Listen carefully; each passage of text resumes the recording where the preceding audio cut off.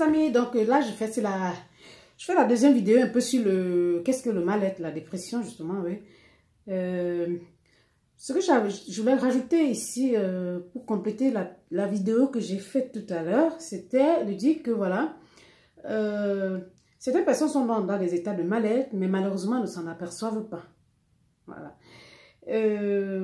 Beaucoup seront dans des états de mal-être, vont se rendre compte par la fatigue. Parfois, c'est le corps aussi qui réagit. On est peut-être trop fatigué, voilà, on a moins de vitalité en fait. Moins de vitalité, moins d'envie de faire certaines choses, comme je vous ai dit. Et certains aussi seront accros à certaines choses comme à l'alcool, comme à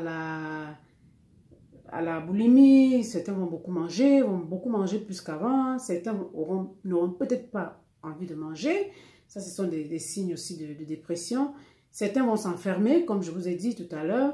Certains auront moins de vitalité, à savoir seront moins créatifs.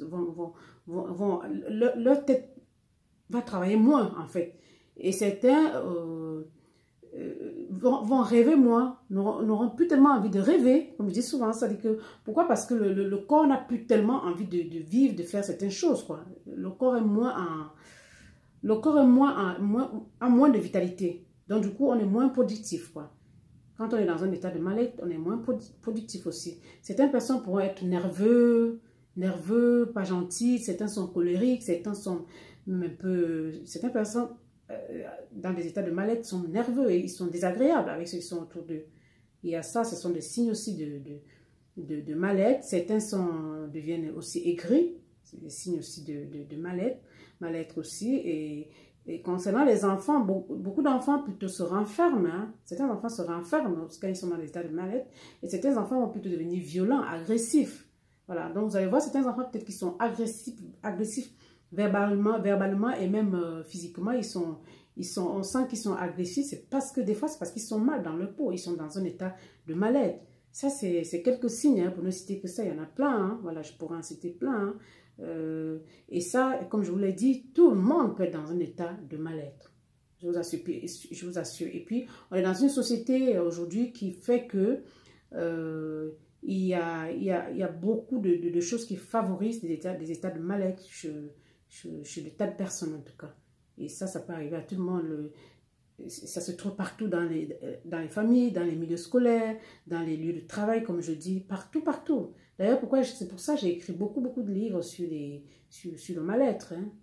Donc, c'est un peu ça. Donc, quand vous sentez déjà que vous perdez de motivation, vous ne voulez pas trop faire des choses, vous n'avez plus tellement envie de rêver, vous avez l'impression que vivre pour vous, c'est trop demandé, vous prenez moins soin de vous. Voilà, un des signes aussi, c'est ça, c'est qu'on prend moins soin de soi. Et certaines personnes, par contre, dans les états de mal-être, vont peut-être trop prendre soin d'eux aussi, vouloir trop s'exhiber aussi. Ça dépend. Hein. Voilà, donc chacun a sa façon de développer cette maladie, pour ceux qui la développent, en fait.